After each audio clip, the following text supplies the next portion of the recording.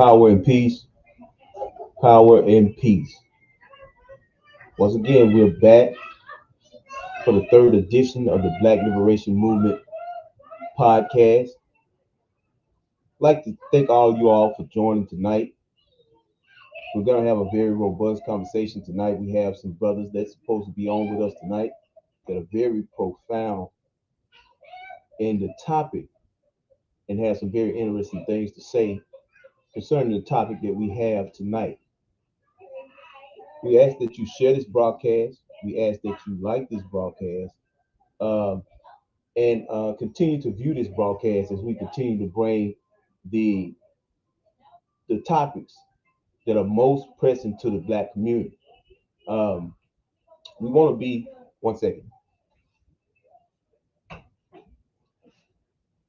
We have this podcast so that we can be clear, so that we can be clear, so that we can be transparent, and that we can be effective in the things that we're doing concerning the nation building aspect of liberation. Tonight's topic is nation building from concepts to application. And I see I do have my brother Eddie Miles Jr. backstage, and he's going to be coming forth pretty soon.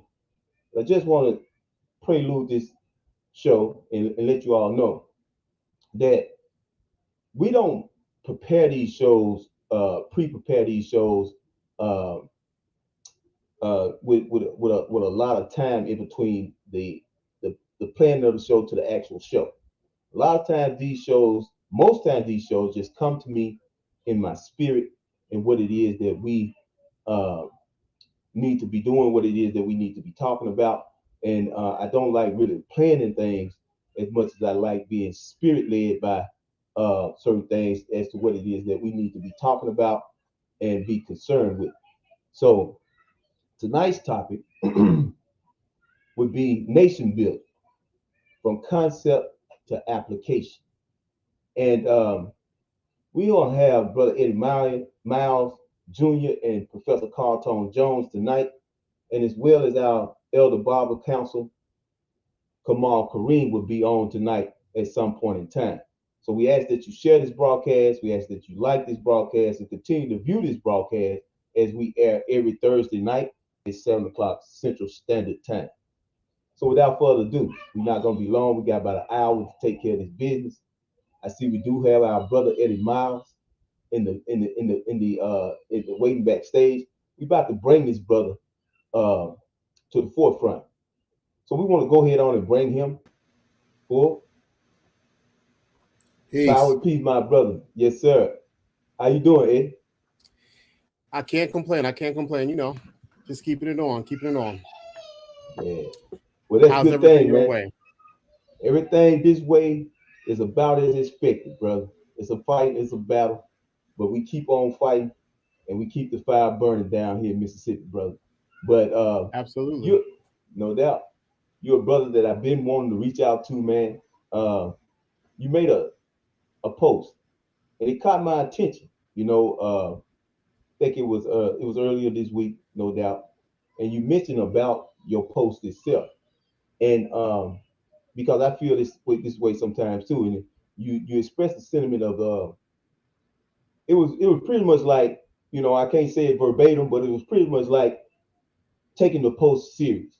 People taking the post serious, and I made a comment, and I basically said, I said, hey, you know what?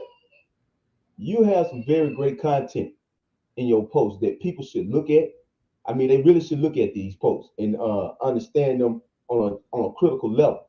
So I said, you know what I'm gonna start doing? I'm gonna start paying more attention to my brother posts because they speak right along the lines to the pragmaticism of what it is that we are trying to get accomplished.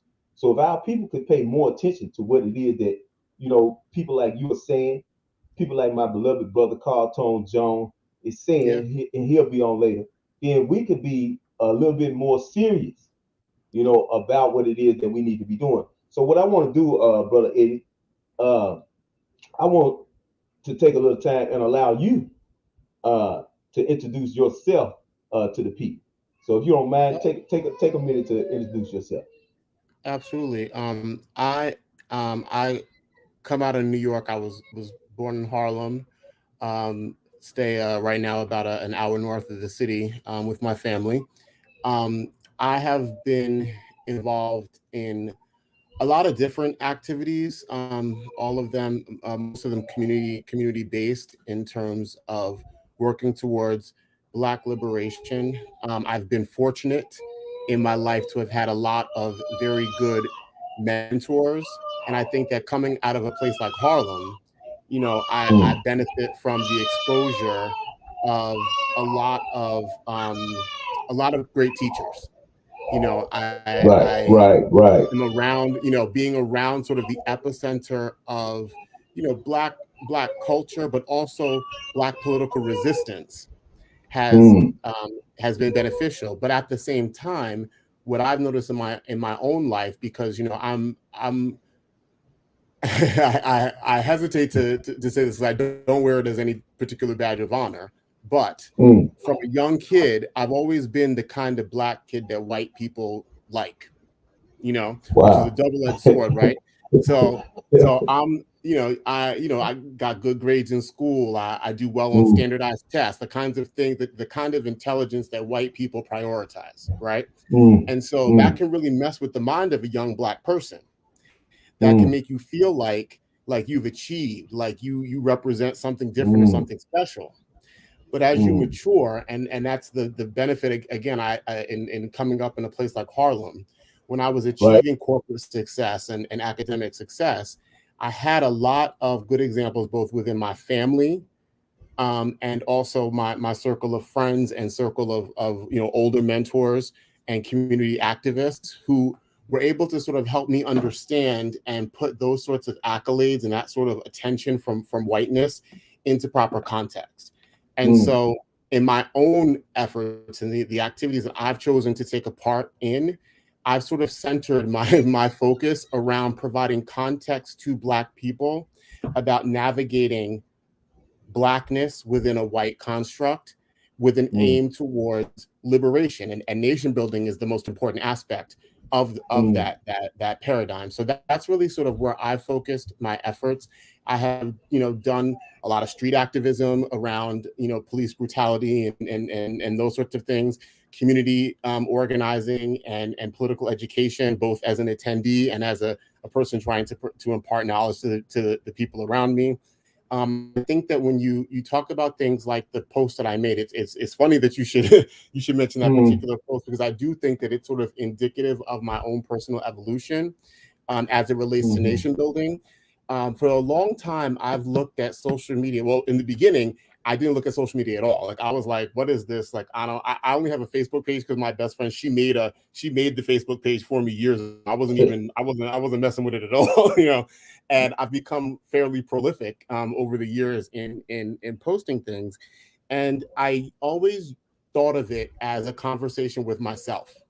So I post the kinds Mm. of things that I want to talk about, that I like, that I care about. Some things not at all, important, just like fluff. And then even the things that are super important and very, very political, I've always looked at it from the lens of myself. And over the years, I've realized that that's probably not enough. Mm. That I probably Mm. have to look at the things that I say and the things that I do, especially the older I get. I'm 46 years old now this year. Mm. And I think I've thought that I have to give more attention to the audience that I'm speaking to, because as Black people, when we're trying to build a nation amongst a group of people who don't even realize that we're at war with the enemy, we Mm. just don't have the luxury of talking to ourselves, in my That's opinion. right. Gotcha. And so That's right. with that post, I was sort of, in keeping with my sort of stream of consciousness perspective, I was basically saying to my audience and to myself that who we speak to, what we say, and how we say it matters probably more than we realize. Mm. And Mm. in in spaces like Facebook, which are decidedly and predominantly white spaces, right? We don't own Facebook, we don't control those algorithms. Mhm. That's not ours, but Mhm. we are prolific on it, right? Our people are on that, and you have to go where people are if you want to speak to them, right? So Right. even inside of those predominantly white spaces, we have to always remember and have our mind set to the fact that our audience is and must always be Black. And I have white friends. I work, unfortunately, I work in the white man's corporate America. So I don't have the ability to divorce myself completely from whiteness because I earn a living, working. And I work in advertising, but I'm I have made it my business, especially in recent years, to always be super hyper focused on the fact that my audience is always Black. I'll give you an example of that happened to me today. So our company is we're an advertising agency in New York City on Madison Avenue, like one of the biggest global agencies in the world. And they fancy themselves progressive. So you already know what that means. You already know what that means when predominantly white institutions call themselves progressive. And they do things like, Black History Month. They have all these, these events and these things around Black History Month. And then this summer, with Juneteenth coming up, they made an announcement yesterday about how they were celebrating Juneteenth and that we were going to get a day off, which of course rubbed me the wrong way. And part of me says to myself, like, bump that. I'm not dealing with this. This is crazy. I'm gonna take my day off and go about my business. But then I remember that my audience is Black. And I remember that I actually, for a predominantly white institution, I actually have a lot of Black people that work in my agency. My agency actually just won an award for a campaign. I work in healthcare advertising, and we just won an award that was led by a Black man, a really good brother that I work with, about sickle cell disease and new treatments, and basically informing doctors about the ways that they downgrade and ignore Black pain and don't understand the ways that a disease like sickle cell impacts the everyday life of Black men and women. It was a beautiful campaign, and I'm glad that it won an award. It was a very moving piece of creative. So I don't really have the luxury to not address something like a white managing director getting on a town hall meeting and telling us that the company's gonna celebrate Juneteenth. So this morning, I called him up, on video conference, and I had to explain to him why it was inappropriate, wildly inappropriate, that he, at a predominantly white corporation, tell his employees that the company was going to celebrate Juneteenth. And I had to have that conversation. I had to have that conversation with him, which, even as I'm not new school. I've been doing this for a long time. My career spans back over 25 years. So it's not my first rodeo dealing with these kinds of things. But even in that situation, it's always somewhat uncomfortable, right? When you got to go tell the man that they wrong and why, because you don't know how they're going to react. You don't want to be now in a position where every single time there's a cultural thing, they're going to come to you and be bothering you about every single thing that they do.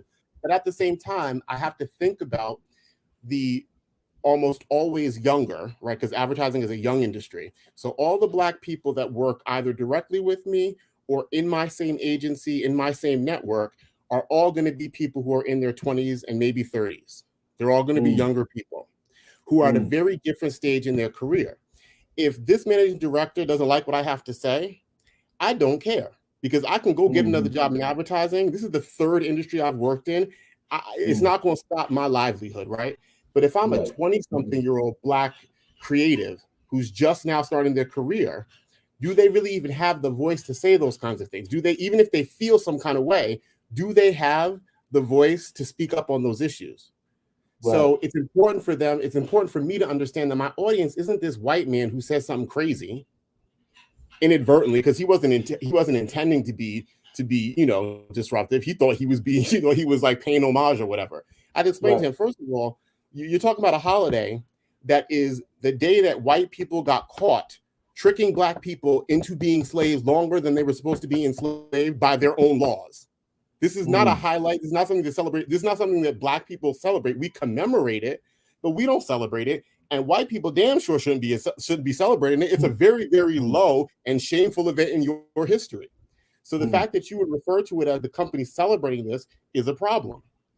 And then I further explained to him that as an advertising agency, we are to blame for why things like this crazy ice cream thing for Juneteenth comes up because we commercialize these sorts of events. So it's even more onus on him to get it right. So now he's going to hold another town hall, and I'm sure I'm going to probably have to be the one to speak on it. And I told him I would do that because, again, my audience isn't this white man. My audience is the other Black people that I work with who all live in and around New York City. Some of them live in other major cities because since this, the whole COVID thing, we actually have employees that are not local.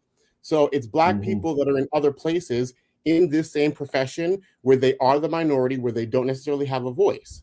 And whether I asked for it or not, it's my job to be that voice for them, or it's my job to give them the manuscript on how to be that voice 10 years from now when they have more power.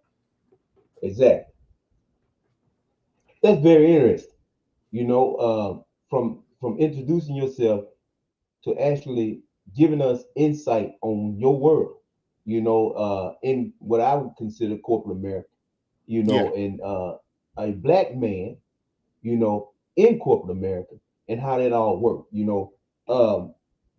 a Black man that has not lost himself in corporate America, and melted into that whole thing, of corporate America.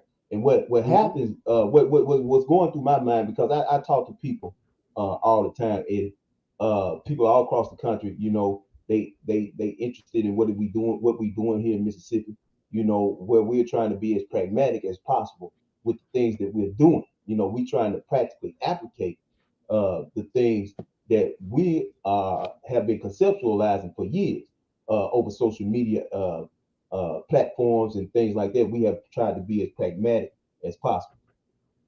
I met a brother in Shreveport, Louisiana, by the name of Craig Lee, that gives a great explanation for what it seems that you are exemplifying, and that is a term that he used called corporate revolutionary.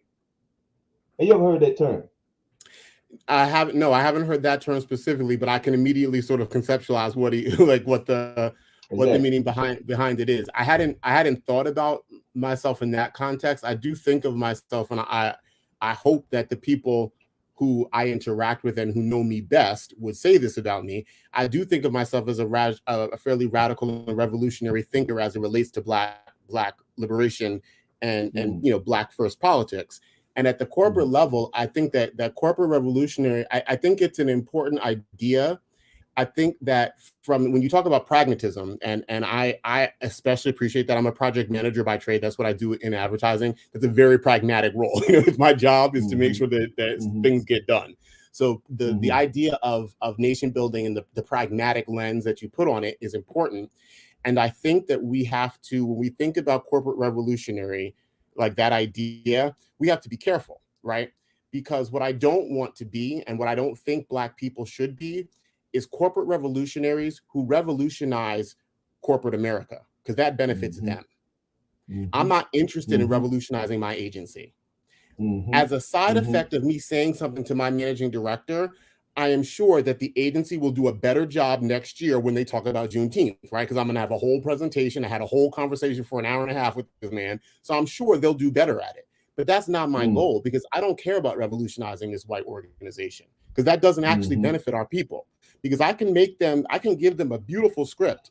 They could say verbatim how I might explain something, and they could still turn around and decline resumes on LinkedIn if the name sounds too Black in their HR department. So well, let me say this. Go ahead. Well, let me say this, because I just seen our brother Professor CTJ backstage, and we're gonna get him on as soon as possible. Okay, definitely, because that's a powerful brother right there. That's a powerful brother right there. Without a doubt. Yeah, there he is already and popped on. I didn't even tell him to come out. See, he just come out when he get ready. I told you he was a powerful brother. They had to break through the matrix, brothers. They had to break through the matrix. Well, bust on up in here then, brother. Bust on up in here, my brother. Good to see you, man. Let me finish this thought, and then we're gonna bring you right on, Carl. Sure. But yeah, Eddie, that's very powerful, man. I'm glad that we're having this conversation tonight as we continue to grow this platform, man. I'm talking about on the social media, from the social media aspect, because we have a ground game going down here in Mississippi. You know, real talk. We have a real ground game going down here in Mississippi. But speaking to that idea, because this was the first time I heard it, was from Craig Lee down in Shreveport, Louisiana, where he was talking and referring to corporate revolutionaries, black corporate revolutionaries. And I'm glad that you said exactly what you said. You're not trying to revolutionize white people. You know what I'm saying? Mm-hmm. But what I like is that you retain your blackness, you know, and you can articulate yourself powerfully enough that your point is got across and is respected by the corporate power that runs white supremacist corporate organizations. Right. I seen now, and I know you're real about it, bro. I know you're real about it because I seen you some months ago. It may have even been a year ago, because I keep these things in my mind that you went to bat for a brother. And you may remember you went to bat for a brother, man, that had been ostracized in his job. And I was just you wouldn't even think that I remember that. Yeah, I was just talking to him this past weekend.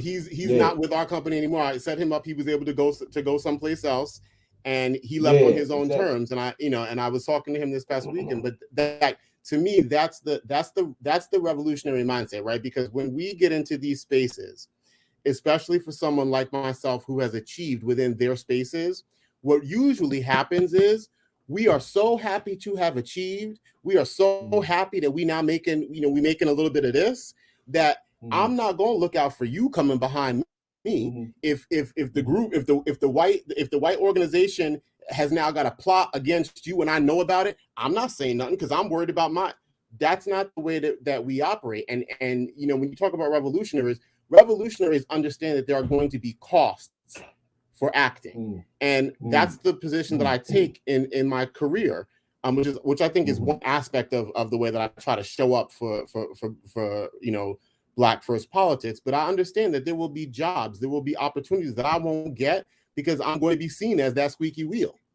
And my tactic is to confront it. I say to the white boss that I have to talk to, listen, at the risk of being that guy, and you should know that I'm not afraid to be that guy. Like, I'm very direct about those things. Not everybody's going to be the same way, that they have the personality or the length of career that I have to do that.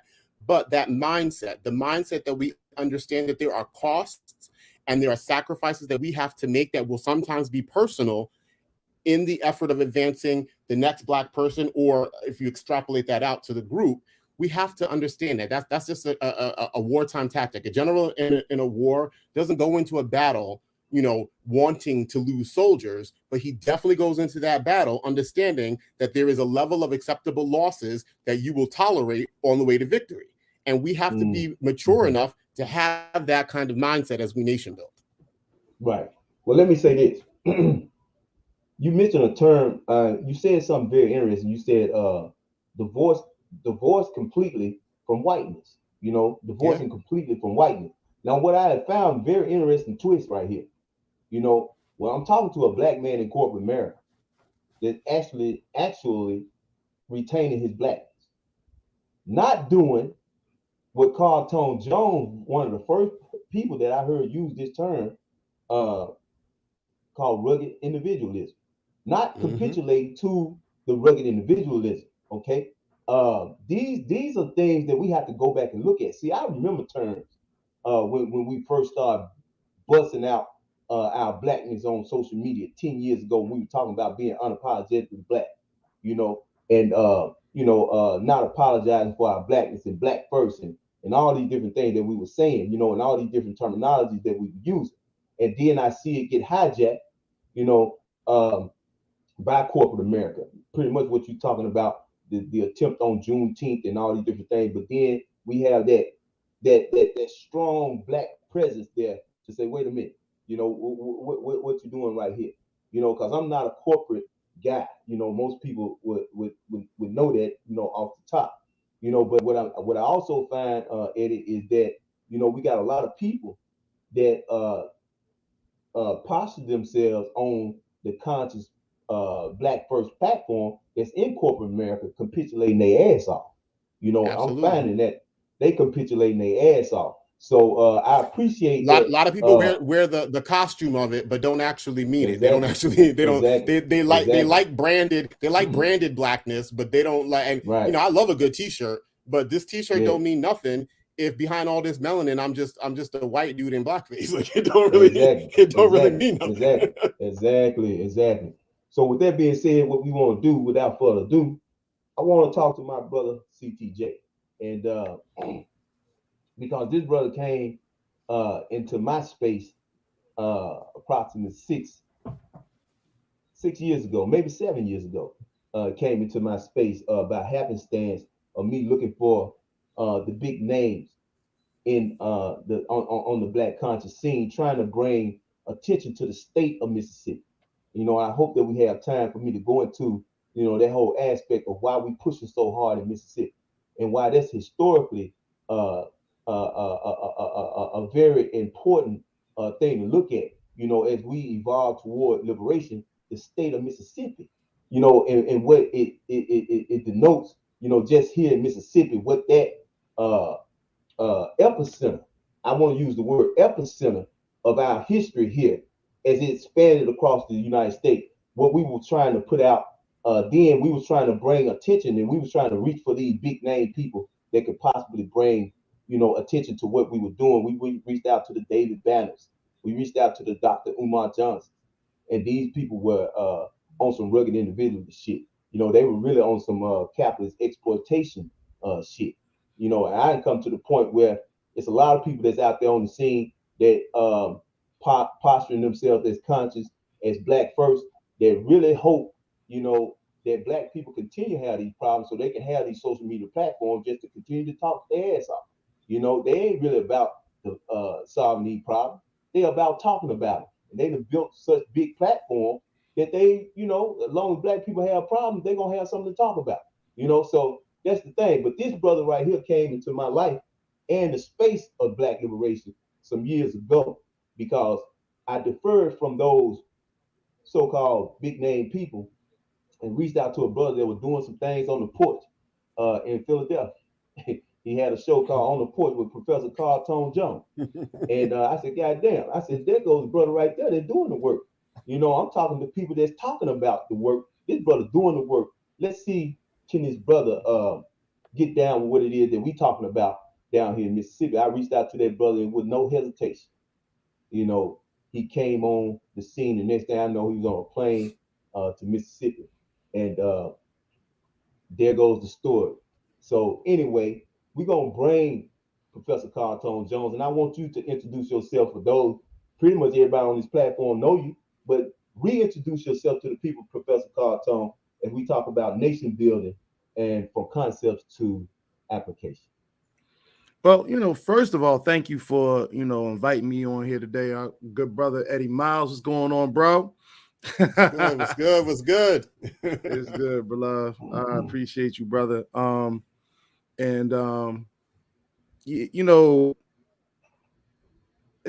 a hard thing to ask. But it's always a hard question for me to answer. In terms of my introduction, because I don't look at what I do as anything special or extraordinary. I look at it as an assigned duty. This is what we're supposed to be doing.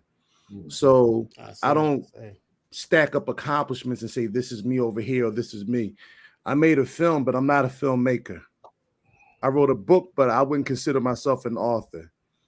I consider myself a soldier, a warrior in this push for Black liberation, a Pan-African nationalist who understands the importance of nation building in the guise of our dear ancestor Malcolm X, who understood that by creating a nation, you insulated yourself and you gave yourself power to stand up against these other empirical powers that are trying to tear your nation down.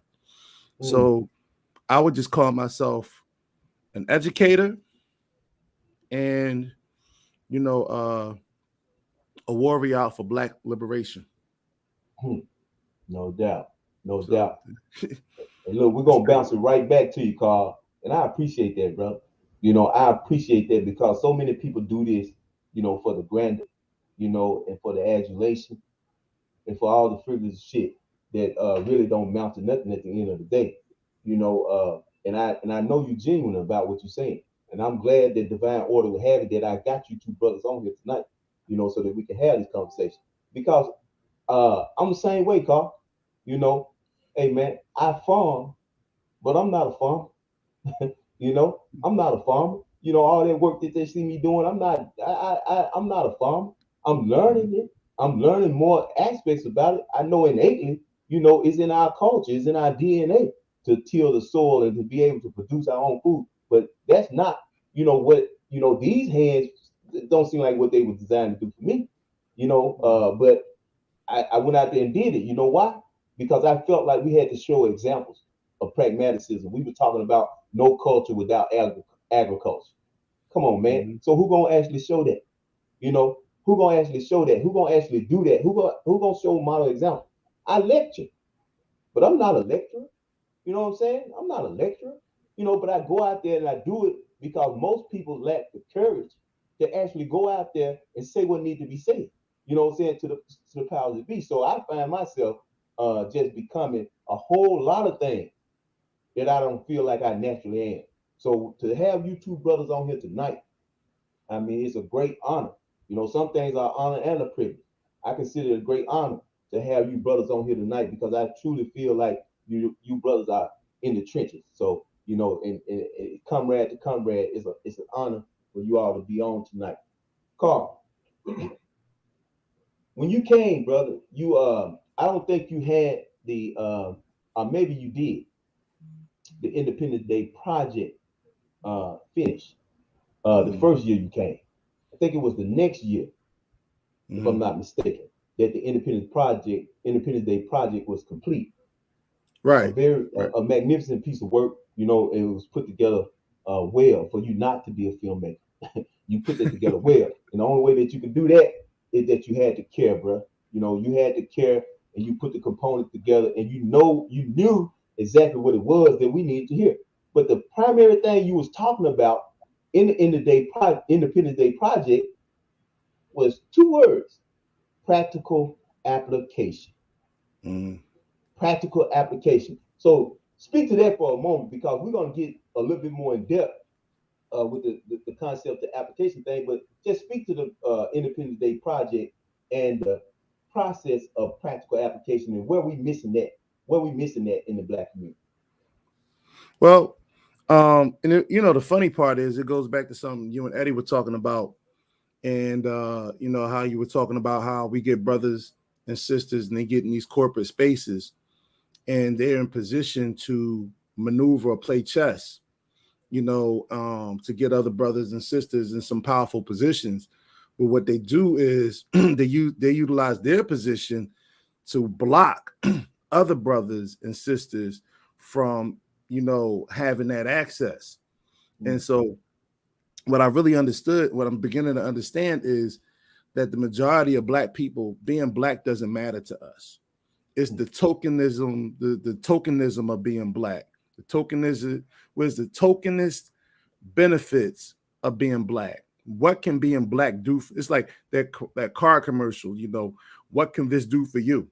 You know what I'm saying? It's like, what can being Black do for you? So if I'm Black, I got to get a scholarship. If I'm Black, I got to get a promotion based on the fact that you don't have enough representation of my particular group up here. If I'm Black, I have to get, I'm going to get promos, I'm going to be in the spotlight. In other words, people drain and suck from the essence of Blackness, but they never pour back into. And that's the biggest problem with practical application. We practically apply our resources to the things we want, to the things we believe in, to the things we believe deserve investment. It's just many of us don't believe that because it's easy to nation build. You look at a group of Mexicans who come across the border, legal or illegal, they get here, and then by proxy, they could just take over a whole neighborhood. Why? Because they're working together and they have that internal mechanism and their pride in their culture to know that they have to build that for the next ones to come. You look at Asian families and how they started building up over here.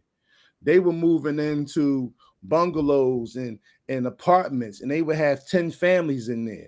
You'd have people sleeping in drawers, dresser drawers, and things of that nature. But what they did was they would take it, build it, pass it on, build a store, pass it on, build an agency. Like most people don't even understand that there's certain Asian terms that we believe to be a last name or something, but it's really the name of a big Asian corporation. And it's how they get their supplies dirt cheap, because they put all their resources together, and then they're able to get to pay bottom dollar for all the different things they buy them in bulk. You know what I'm saying? And there's not their last name, it's the corporation that they all agreed to build. We can do those things. In the Independence Day Project, we kept it simple. We went to the 9 areas of battle that was created by both Dr. Frances Cress Welsing and her Jegna, Nellie, Elder Nellie Fuller, or Neely Fuller. And they created those 9 areas of activity, but we call them the 9 areas of battle because in practical application, that's the fight, that's the scratch line. And we talked about what we need to build. Now, we didn't get into depth in all those because it would have been a 4-hour movie. But I got 40 hours of footage that hasn't been touched from the recording for that film. You know what I mean? You know, even the baby know how much work that was. So, you know, all it takes is, you know, and we talked about this before, the vision. A lot of people start grassroots organizations. They always talk about we have to build the foundation. I'm like, that's cool, but you got 20 grassroots organizations talking about basically doing the same things in terms of the foundational growth, but all of their goals are different. All their motives of operation are different. And I said, well, maybe it's because we don't have a vision of what a liberated space looks like. So let's create that. Let's create that vision. And I thought, and I started thinking, what's the best way to create this vision? And then a friend of mine came to a lecture here in Philly, at Black and Nobel Bookstore. And he came by later on. He was a young filmmaker. And he said, why don't we take all that stuff you were talking about and put it into a film? And it struck to me, you know. And I started trying to write a script. I'm terrible at that. I'll never do that. But then I started, you know, I remembered that I had interviewed several filmmakers. The brother that did Wilmington on Fire, Raheem Shabazz, you know, interviewed him several times in terms of elementary genocide. The Hidden Color series by Tariq Nasheed. And I said, this seems to be the most effective way of breaking the propaganda, because we can have our people tell a story. We can add some visuals to it, maybe even some audios, but we can actually get our people on code by letting them see this movie and see the practical ways that people are actually doing the work. That's another thing. We went to people who were doing the work.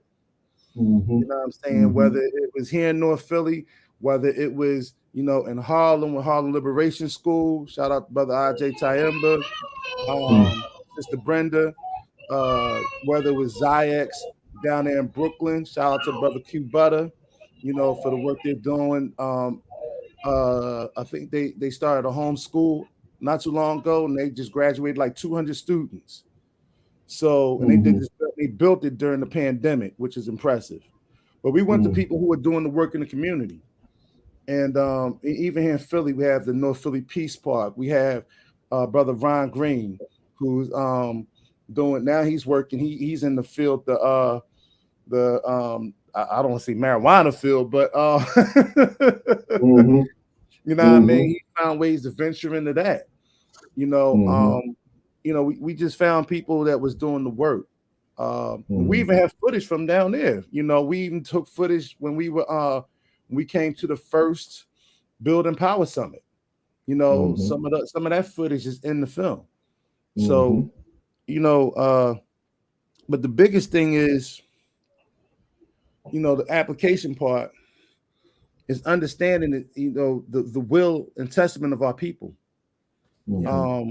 Because if our people have a will to be free, then they'll seek ways to be free. Right. Well, let me say this, Carl. Appreciate that. Hmm? You know, and I'm sitting here and I'm listening. I'm hearing both of you powerful brothers. And this is what comes to my mind. You mentioned uh, Francis Cress Wilson and Neely Fuller and the 10 areas of battle. Well, that's the premise. Those are the premise tenets of what it is that we do with the Black Liberation Movement. We use those uh, that as a premise and a roadmap to navigate our practical application, our pragmatism.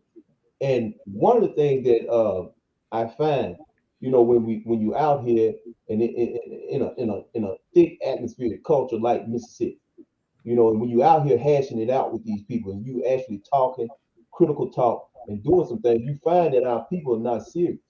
You know, they're not serious. You know, they're more they're not inclined to do what it is that needs to be done. They're inclined to hear about it, you know, to a certain degree, but they're not there to do what needs to be done. Uh, both of you brothers made very interesting similar posts this week, and I checked them out. I was looking at both of you the whole week, and I'm gonna show you how similar they are. You know, I don't know what y'all calling each other what, but anyway, um, Carl, you said this. You said it's not verbatim, but you basically said we frolicking in the face of destruction. Based, Hmm. you said something to that nature, right? Yeah. Okay. Just the other day, you Eddie, and I could pull yours up right here, because you just said it a day ago. You said black people have a too highly developed ability to party in the face of annihilation. Hmm. Said the same thing. Yeah, Hmm. You it's see where we're going? So I see before you respond, that. Yeah, before you respond, what I'm saying is that you have to have people who have a very acute understanding of what it is that we're dealing with to be able to make that, because none the post got no attention. Okay, both of them posts got no attention, you know, from our people. And that's what happened when you spank our people on the ass. You know what I'm saying? They don't want to get no attention. yeah, You know what I'm right. saying? So it's so much truth in what both of you all saying. But I just wanted to point that out, that you know it takes an acute understanding to you know, make that assertion and then post it. But go ahead, brother Ed. Well, I was just to piggyback on that because I do think if when we talk about the pragmatic elements of nation building, we talk about that practical application. Um, Carl Tone said something when he was sort of introducing himself that I like if I were to introduce who he was in my experience with him, that I would add to that that title is visionary. And Hmm. that's what's important. It's the vision that allowed the Independence Day project to be made. It's the vision that allowed the coffee table book to be made. It's the vision that allows all of the things that he's doing in Philly. It's vision that allows him to come up to Harlem Liberation School so that I could meet him, so that I could be introduced to his work. And not everybody's going to have vision. Not everyone's going to have vision. But the reason why visionaries are so important in practical terms, for liberation, or for any institution building, any effort that people are going to make to move forward. The reason why visionaries are so important is because visionaries inspire further thought leadership. And Hmm. there are some people, and I'm one of those people, who are very good with figuring out problems and looking at a situation and analyzing it and doing that quickly and coming up with those sorts of things, but they don't have the spark. I'm not the most imaginative person in the whole world. But a visionary like Carl Tone Jones is going to spark a thought. And it was his post actually that I read that made me make that post. That's what made me make that post. That's how I it saw the happened. post from him. Okay, I I got saw the post from him that's how it first. happened. That's what Okay. sparked. That's what sparked the thought. Mhm. And it's funny that you should mention those two things, because that's a perfect example of pragmatism. Because when you have vision, people who can sort of cut through and see the end. My mother refers to it as seeing the end after. When you have people that can do that, those are the kinds of people who will inspire other people to think harder, to think more flexibly, to think in a different direction they might have otherwise been thinking. I truly believe that it is critically important that Black people have visionary thought leadership, because if we don't have that, we're going to repeat the same mistakes that were already made. We're going to rely too heavily on things that were successful but no longer apply to the reality that we're in, right? Wins that we may have achieved in the past but now are no longer applicable, and we won't think our way out of those problems without visionary leadership, without visionary thought leadership. So I think that that's a wildly important piece of the boots on the ground pragmatism. And I don't know that we give that as much credit as we probably should. I know a brother like Carl Tone understands that. I know he understands that, but I don't know that we as a group put as much emphasis or place as much value on that as we should, because it's really critical. Without vision, you are just a bunch of operating soldiers who don't actually have direction and can't ever go in more than one direction. And if that direction is a dead end, you will keep beating your head up against that wall without visionary leadership. Great point. Great point.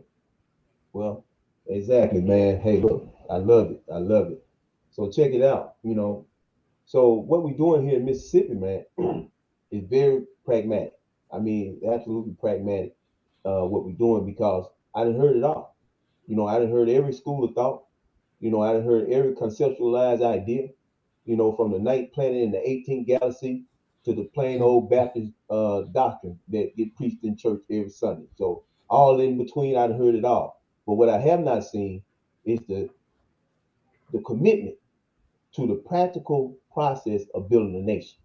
And when we say building a nation, I mean, do we really understand what it is that we're saying? You go back to the conception of this nation that we in, and white people, and they thinking, I always take it back. I tell people, it's kind of funny when I think about it, but I tell people I must be the wrong Patrick. Because when Patrick Henry said that shit, them white folk got all that. So, I must be the wrong Patrick, man, because he was talking about give me liberty or give me death, and liberty is the root word of liberation.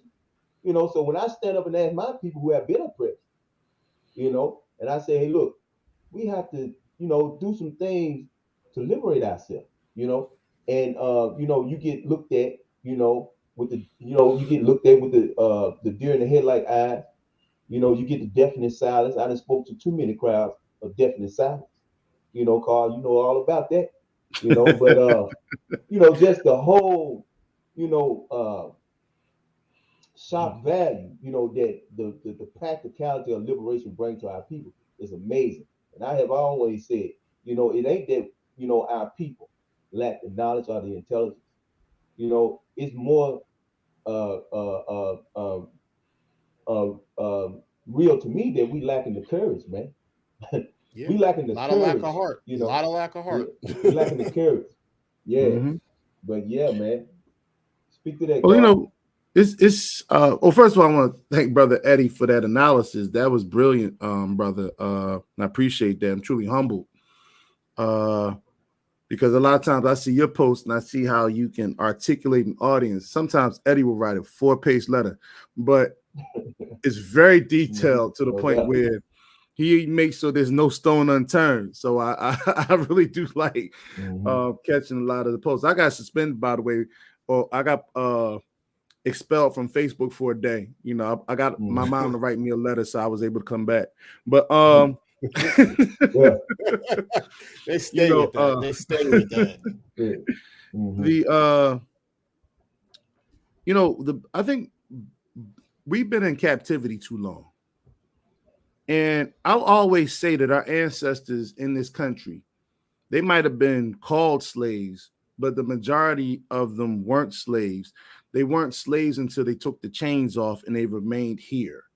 They weren't slaves until they remained in their space and they remained in sort of proximity to whiteness, but saw it as the main authority.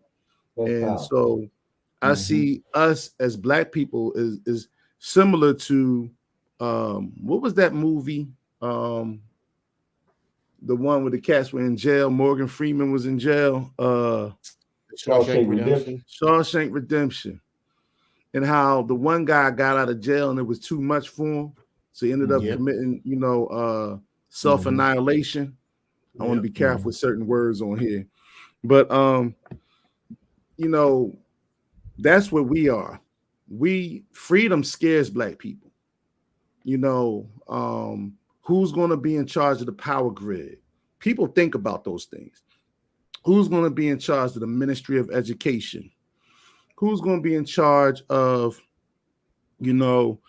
all of these different functions that a nation needs? And are we going to be able to do it as well as the white man? And a lot of us look at that fight and see that we can't win.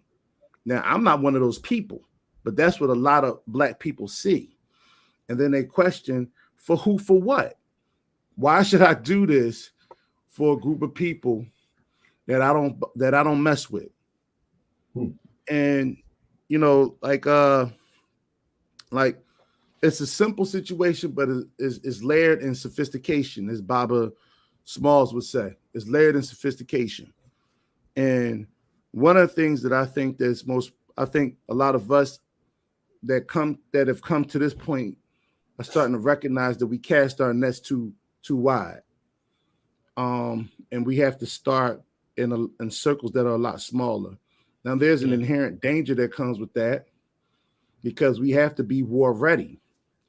And what happens when you're war ready, but you're, a speck of sand on the beach of people who are not war ready, it puts you in precarious types of danger.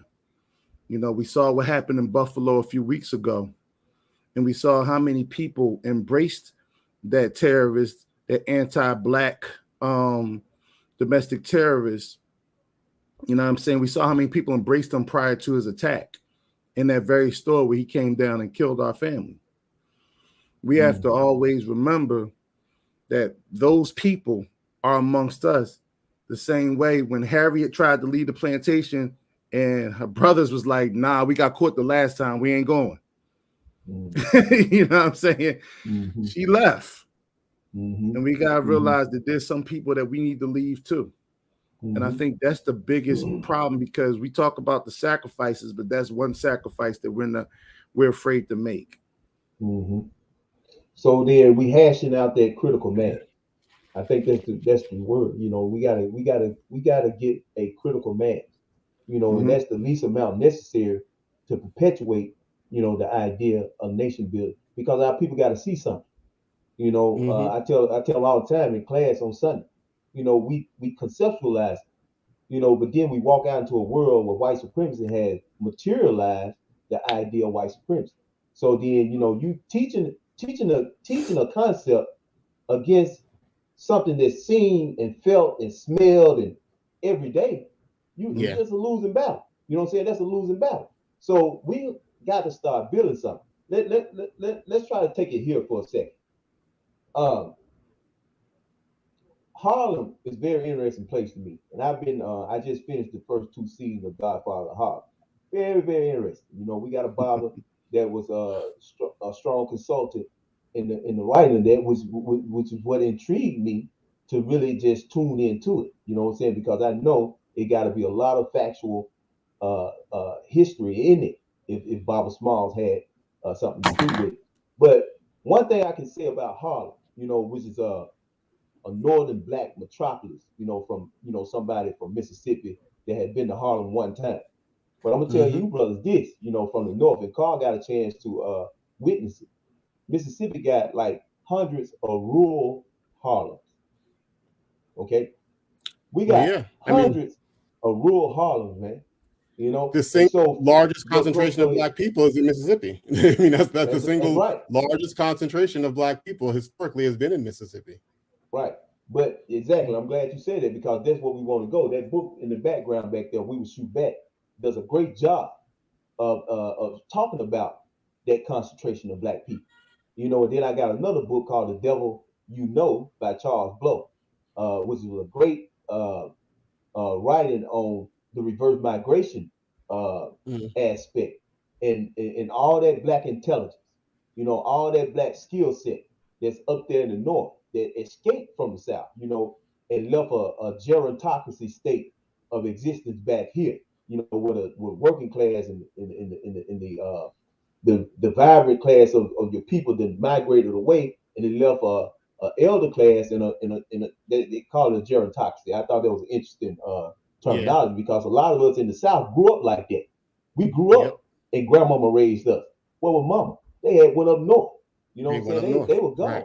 We were raised by by great uncles and great aunts. You know, a lot. That's a gerontocracy.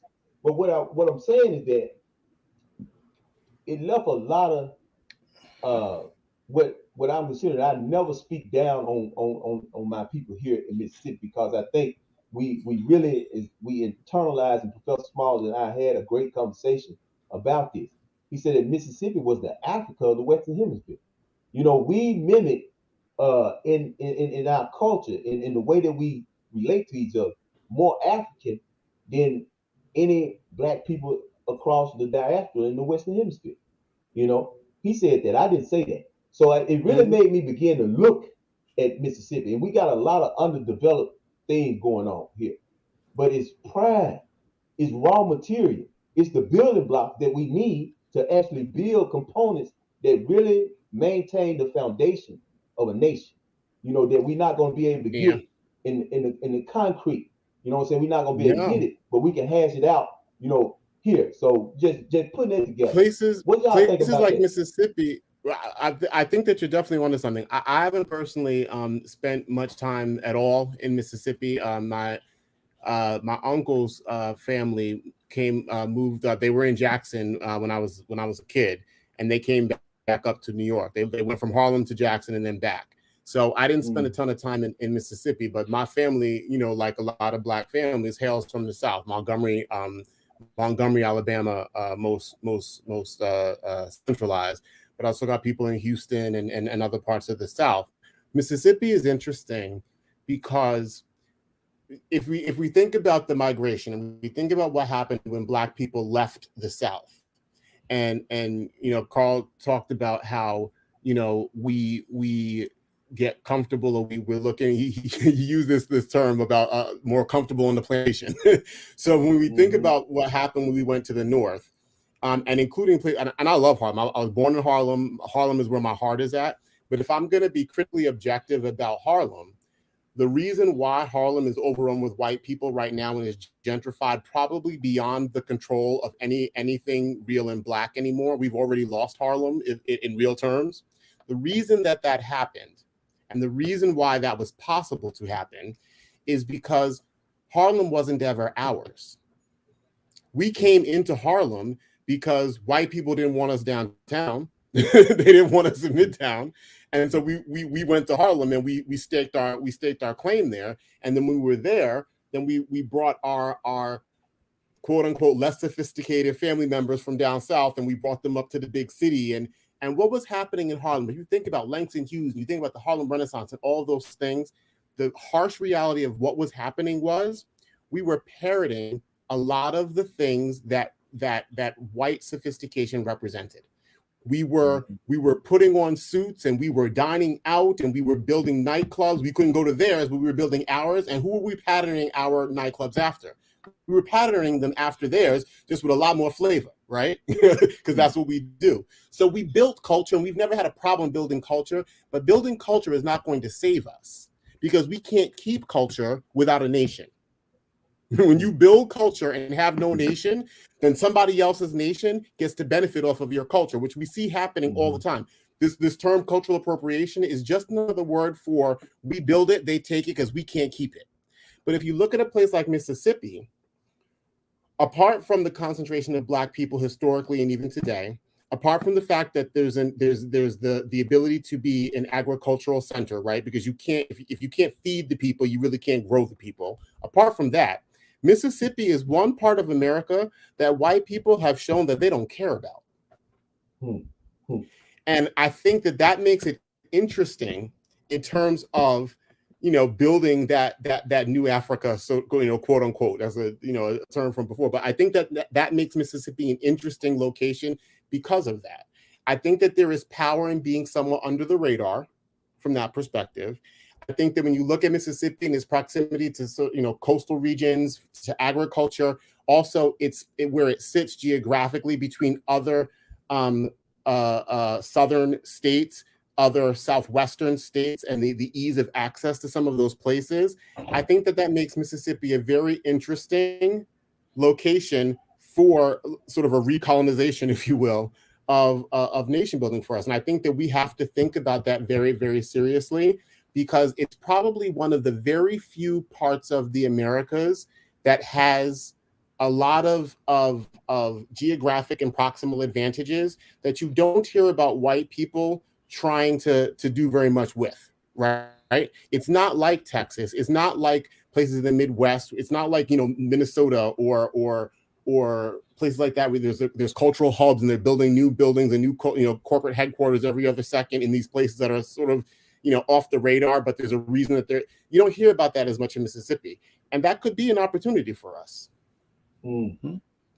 Yeah. I definitely agree with that. I'm sorry, Pat, my bad. No, go ahead, bro. Go ahead. I want your response. No, I definitely agree with. And in fact, the first time I went to Mississippi, I was just blown away with all of the natural resources that were right there. And I think one of the biggest things, I think the first thing I said when I got down is we got the people. We were talking about, when we're from the North, you're talking about incorporating towns. I said, well, we have an incorporated Black town right here. We just have to terraform the mindset of the people that are here. And one of the, I think, important things to understand is why the white folk ain't aiming for Mississippi. They're redirecting their white adjacent folks in some of these Latin communities to those places so that they can sort of stockpile them in those particular parts right there, get their cheap farm labor, and sort of like replace us, similar to what happened in Compton. Compton was a city of 100,000. It was a suburb of 100,000 Black people, and now the Compton's like the demographics is like 70% Latino. Yeah. You know what I'm saying? So, but I think it is a very fertile place. I mean, when you look around, and even on the main strip of Coldwater, you can see promise. You can see how, with a little spit shining and a little resource, additional resources, we could flip it in a way to restore our culture. Because I will admit, I was shocked by how friendly the people were and the brothers and sisters were in Coldwater. I had people screaming to me across from the highway just to say hi, So we definitely have more of a African-centered village-like culture in place like Coldwater, because you lose it in big cities like Philly and New York. And we get caught up in this industrial complex, and we start talking about culture being the music and the arts, and those are subcultures they're derivatives of the original culture. Well, what is our original culture? What is the culture that functions and works specifically for Black people? And as Brother Eddie said earlier, you need a nation. And as Brother Malcolm said, you can't have nation without land. You know what I'm saying? So I think what it's going to come down to, a lot of people are going to have their hand forced, unfortunately, because these white extremists aren't playing. They're cowards, but they know, as Charles, who was it? I always forget his name, but part of that Helter Skelter group, Charles Manson, once said, that Black people are the closest thing spiritually to God. But in being so, he also understands we have a higher response rate to fear because of our spiritual connection to the universe. And, Charles Manson, he was with a lot of philosophers, deep thinkers. He hung with, they considered him a muse. So all the college professors at Berkeley, UCLA, USC, they all pour it into him. So the stuff he was talking about was the consciousness of white society and their feelings towards us. And they understand how powerful we are.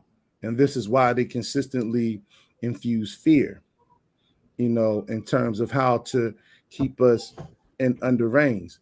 America is a penal colony for Black people. But just like in prison, some people can make prison home. No Some doubt. people make the comfort of prison home. Sometimes you can sneak a box of Kentucky Fried Chicken into somebody's cell and make them appreciate being at home. Our thing is, we got to find the brothers and sisters or more brothers and sisters. I think we're 3 brothers on this line, along with our beautiful sisters, Sister Mila, Sister Crystal, Sister Catherine, some of the other sisters in the chat. I think we got to find other like-minded people who want to break out of that prison because we see it for what it is. This is the Matrix. Yeah. This is the Matrix. And even Neo was mad when they first broke him free. Yeah. You know what I'm saying? No, People are backstabbing to right get about back that. to the Matrix. So that's pretty much all I got to say about that right now. It's funny when you say the essence of culture.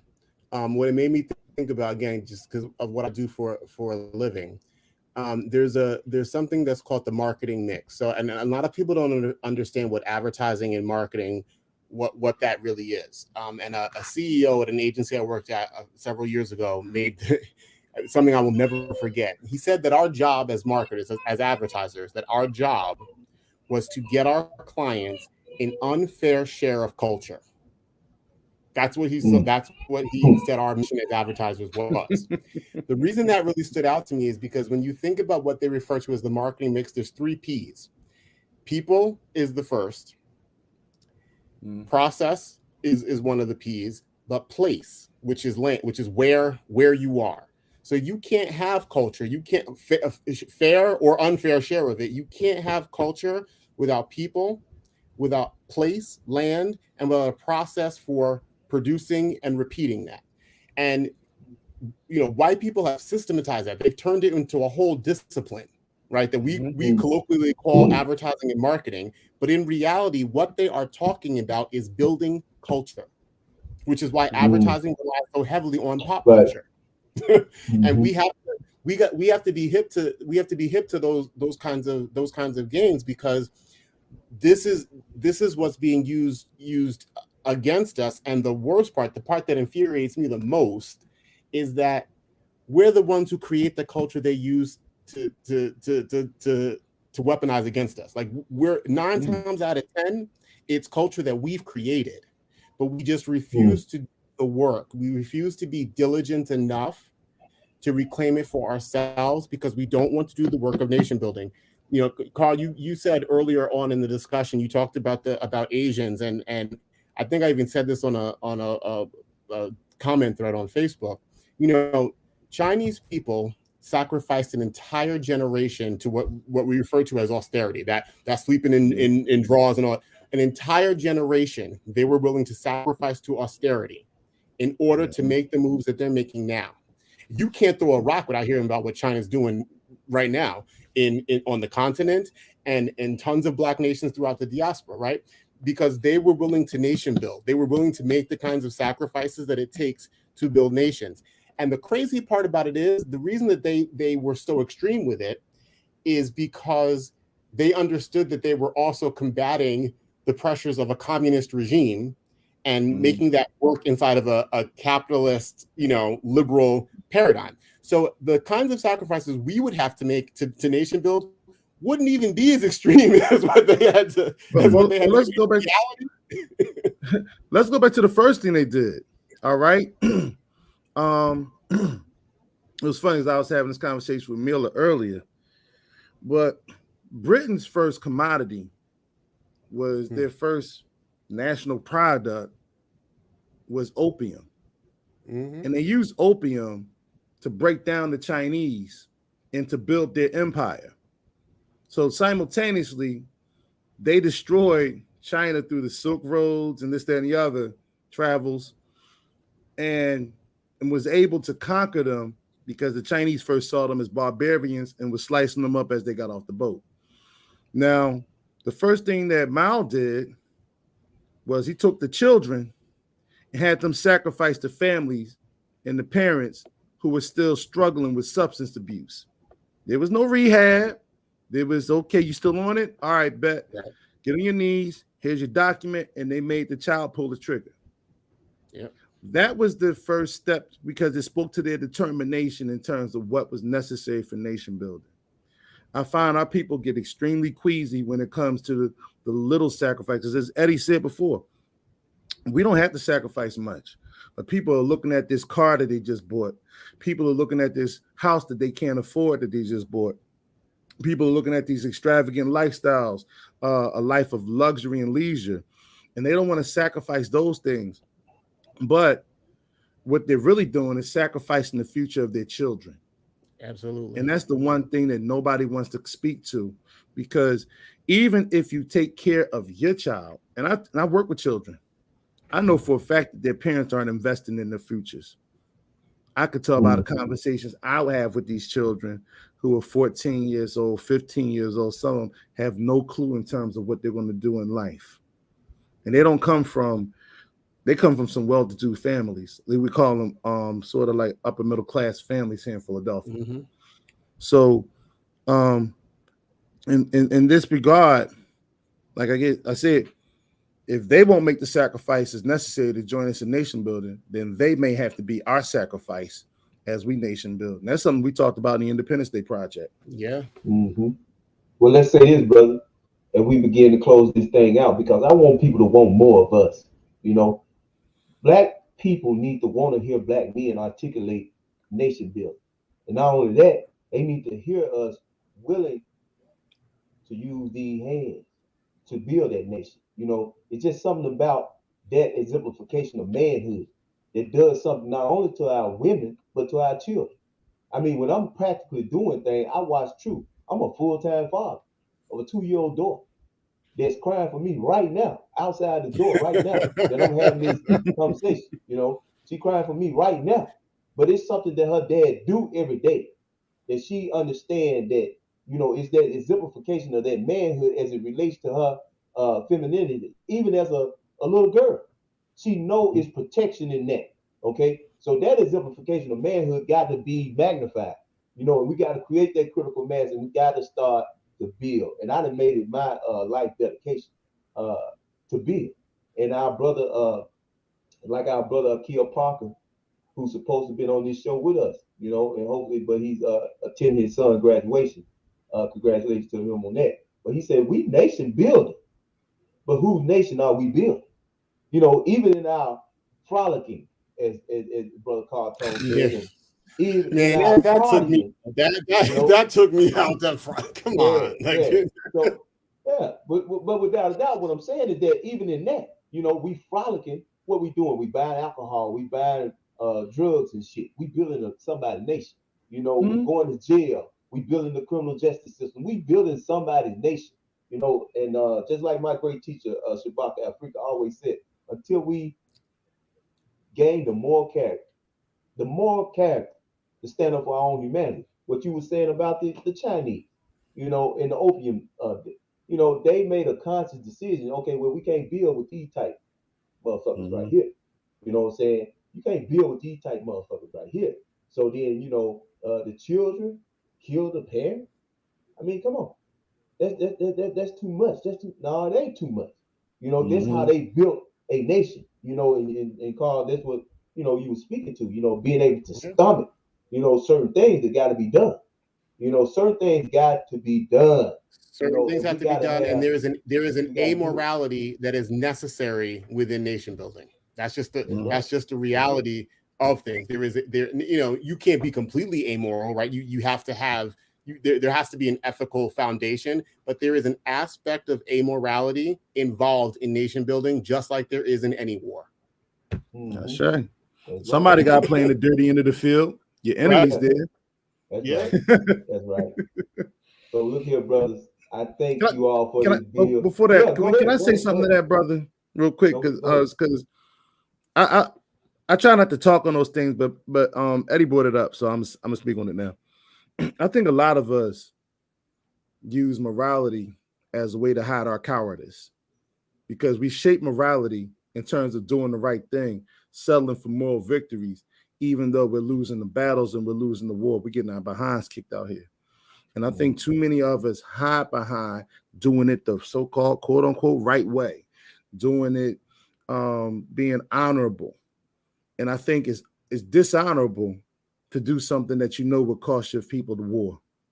I think it's dishonorable to move in ways in which you sort of cower from your enemy, and you'll be more so willing to go and create combat crisis and conflict with your brothers and with your sisters than you will your open enemy.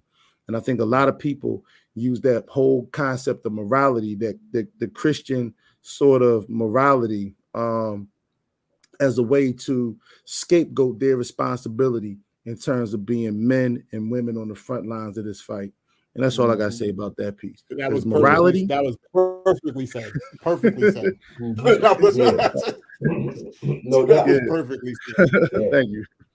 Well, I tell you, and you're right, it was perfectly said, Eddie. But that wasn't the morality I was talking about. I was talking about the morality of a motherfucker ready to kill somebody about his. That's the morality I'm talking about. I'm talking about the morality that's spoken of. How do you protect peace is maintained by strength? I'm talking about that morality. When we ready to stand up and like Professor Small said, what do you do when somebody kill your children? Professor Small said you kill their children, their wife, and the rest of whoever else, to declare your own humanity. Exactly. I'm talking about we sign petitions. Now we sign petitions. Yeah. Now we sign petitions. But yeah. I mean, it's not funny, but you got to laugh, but it's really not funny. And it's really not funny. Right. It's really not. But brothers, look, man, we most definitely got to do this again. Probably absolutely as soon as next week, man. I think people enjoyed the conversation, and I think people need to hear more of this type of conversation between black men, and chopping it up, and then knowing that them black men that they listening to are ready to put their work in, because I'm finna go and put some work in as soon as we get off. But I'm gonna leave you brothers, and I appreciate you brothers, and I'm gonna leave the audience with these words from my powerful Baba Shabaka Afrika. He said, Brother Patrick, he said, if a man can step to the edge of the sidewalk and look both ways before crossing the street, he said, that man know what black liberation is. It's just a matter of whether he has the courage to execute. Thank you all for tuning in tonight. And hit that cash app. Yeah. And hit that definitely cash app, like donate. Carl said. Appreciate you, brothers, man. We're going to get back. We're going to get black next week. Hopefully, we'll get back with y'all. Thank y'all for tuning in tonight. Thank you, brothers, for coming on. Peace, brothers. Peace. Peace.